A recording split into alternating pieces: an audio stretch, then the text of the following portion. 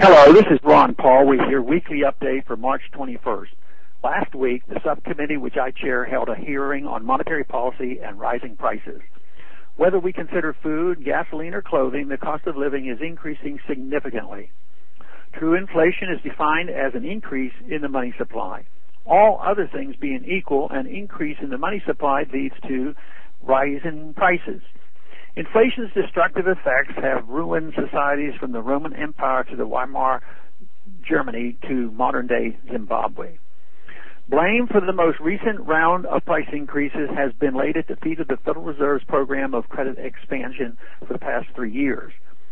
The current program, known as QE2, sought to purchase a total of $900 billion in U.S. Treasury debt over a period of 8 months. Roughly $110 billion of newly created money is flooding into commodity markets each month. The price of cotton is up more than 170% over the past year. Oil is up 40%, and many categories of food staples are seeing double-digit price growth. This means that food, clothing, and gasoline will become increasingly expensive over the coming year.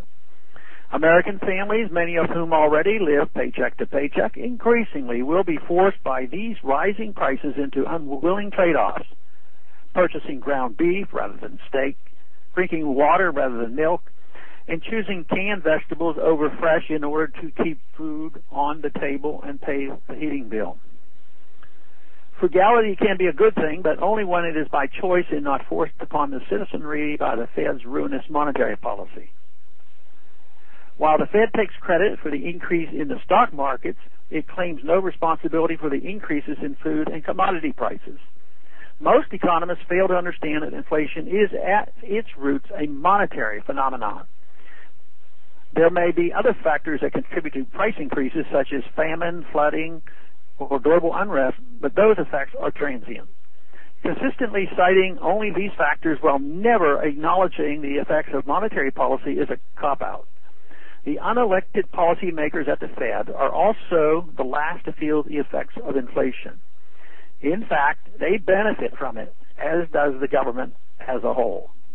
Those who receive this new money first, such as government employees, contractors, and bankers, are able to use it before price increases occur, while those further down the totem pole suffer price increases before they see any wage increases. By continually reducing the purchasing power of the dollar, the Fed's monetary policy also punishes savings and thrift. After all, why save rapidly depreciating dollars? Unfortunately, those policymakers who exercise the most power over the economy are also the least likely to understand the effects of their policies.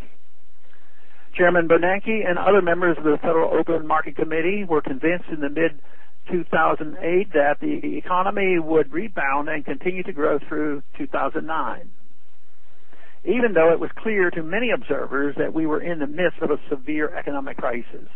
Even Greenspan was known for downplaying the importance of the growing housing bubble just as it was reaching its zenith.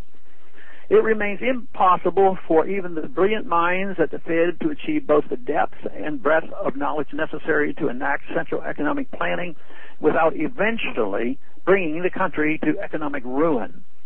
Our witnesses delve deeply into these issues and explain this phenomenon in very logical, simple terms. The American people increasingly understand what is going on with our money. I only hope the Fed is listening.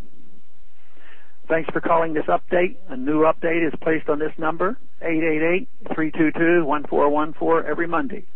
The written text of which can be found on my website, www.house.gov/Paul, under the heading Texas Straight Talk. Thanks for calling.